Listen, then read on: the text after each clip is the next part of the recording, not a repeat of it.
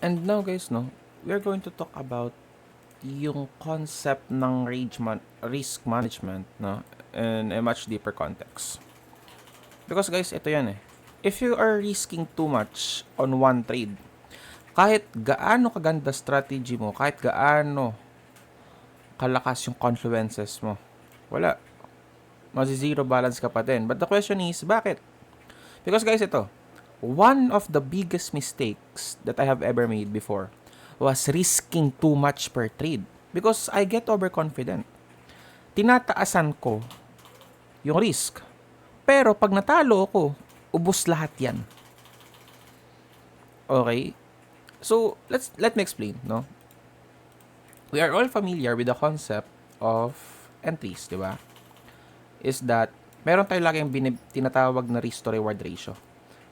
Pero do you guys really or understand the very concept of it, no? Ano ba talaga yung risk to reward ratio na yan? Okay? So, the risk to reward ratio na yan kasi, no, is yung concept na how much do you get kapag nanalo ka. But wala tayong pakialam nun sa panalo for now. Okay? What we are interested in is how much ba talaga yung talo natin. Okay? So, if for example, you are going long, syempre pagka long, we get money kapag ka umangat yung price, di ba? Pagka downwards, pababa. Okay? Ngayon, nakita mo yung structure mo, nag-change of character na. Umangat, may FVG dito ka nag-entry. Yun, tamaan. The question is, paano mo siya dapat i-set up? Remember guys, when doing trades, no? When doing trades, it is not about the margin. Ano po? It is all about the risk. Sorry, mali type. Risk.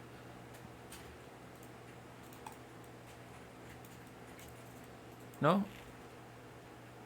And for example, you have a $100 account. No? Dapat po, 1 to 2% lang ang i-risk mo per trade. Ano po ibig sabihin nun? Kada trade mo, dapat 1% lang ng $100 yung ilalabas mo. So, ano ba 1% ng $100? Di $1. Ibig sabihin po ba, Coach No, na dapat kapag ka mag-trade ako and mayroon ako $100 as the starting point, $1 lang dapat ang willing ko na ma-SL per trade? Exactly. So, kunwari, ito na nga yung trade natin, di ba? Na-trigger na, nag-limit na.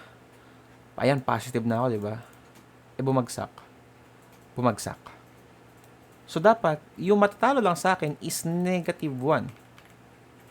Okay? If I ever lose, negative 1. Dapat, yun lang ang max na yan. Siguro magkakaroon ng fees. So, probably magiging 1.3, 1.4 or something. But, basta $1. Walang problema sa fees. Ngayon, ganon din pagkapabagsak si market.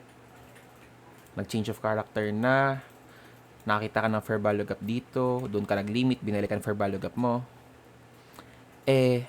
na-SL ka. Once again, the max should be 1%. Bakit 1%? Now guys, simple lang ang math.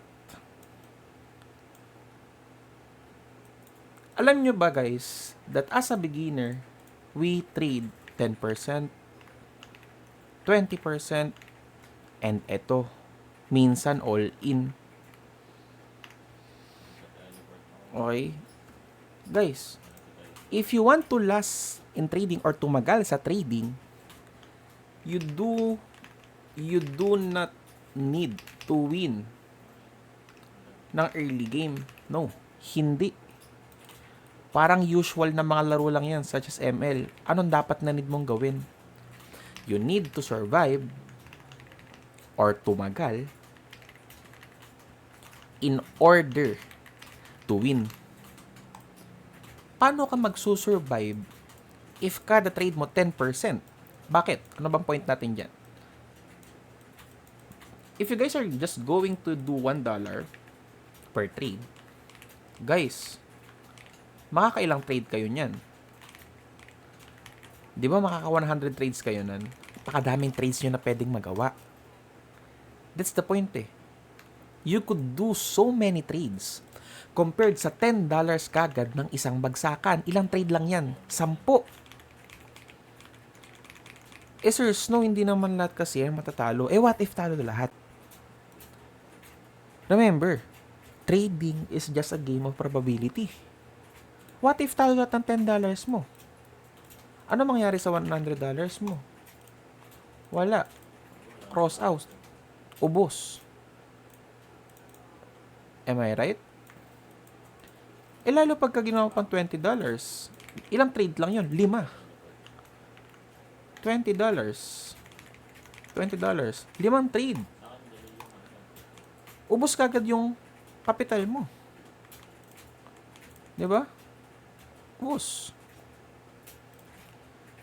Ngayon, the reason why do we stick with the 1% to 2% is, bakit? Para makarami ng trades. Okay? Kasi, dahil nga maliit lang naman yung tinalpak mo, nakaka-help siya to reduce being an emotional trader. Kasi syempre, you are not worrying too much because sa $100, yung willing mo lang matalo is nasa $1 to $2. Which is, meron pang matitira sa'yo na madami. Kahit na ma-SL ka ng 10 na tunod-sunod, hindi ka masyadong kakabahan. Compared sa magte $10 ka na sunod-sunod, natalo ka ng 6 na sunod-sunod, that is already $60 na talo. Unlike kapag ka $1 lang, $6 lang, pwede mo pang bawiin. Once again guys, when we trade,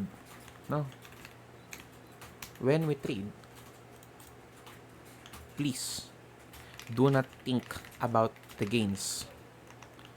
Think about how you would last or tatagal sa trading. Because if iisipin nyo kagad yung gains nyo, trust me, hindi talaga siya gagana. Paano ko alam? Dyan ako nagsimula. Okay? Tingnan nyo. Comparison tayo. Trader 1. Ang risk niya is 20%. So, ilang trades lang siya? 20%. So, 5 trades. So, sabihin, 5 losses lang, wala na. Account gone. Or blown na account niya. When we say blown, wala na. O, Trader 2. Compare nyo kay Trader 2 na ang risk is $1 lang. 5 losses, wala. Still fine. Guess nyo yung point ko dito? That they did the same number of trades. 5. But, si Trader 2 chill. Si Trader 1, wala na. Eliminated na sa tournament. Because, dahil sobrang laki nung risk niya, wala na. No? Ngayon, I want you guys to change your mindset. Small risk, slow siya, yes. Pero, this will make you consistent. Okay? It's about consistency eh. What about big risk? Exciting siya, yes. Diba? Exciting. But this will end your journey. Bakit po? Ito guys, this is the example. $20, 5 talo ka na. Literal, game over. Unless madami kang pera, sige. Paano pagka wala? O guys, tingnan nyo to si trader number 2. 1% lang tinitrade niya. Okay pa din siya. Buhay pa din yung account niya. Ngayon, I want you guys to show that I am following that. Though sa akin, I am using 2%. As I have shown earlier, so far, day 11 pa lang ako. 11 trades. No, guys, my win rate is very low. My starting balance is $30. And yes, it is low once again. So guys, could see my win rate. Dalawa strategy na gamit ko. 40%, 33%. Napakababa. Sa snow, ito yun. Dalawa win rate ko. Snow number 2 saka snow number 3. Snow number 1, di ko ginagamit. Snow number 2, ilan na PNL ko? $2.4. Sa snow number 3, $1.1. Ito, average RR 2. So, my point being is, mababa RR, mababa win rate ko. Pero ba't ganun? Ba't lamang pa din yung, bakit lamang pa din yung positive ko? Once again my starting balance is 30. Okay? My starting balance is $30. And now, I am at 33. Ngayon, 33.59.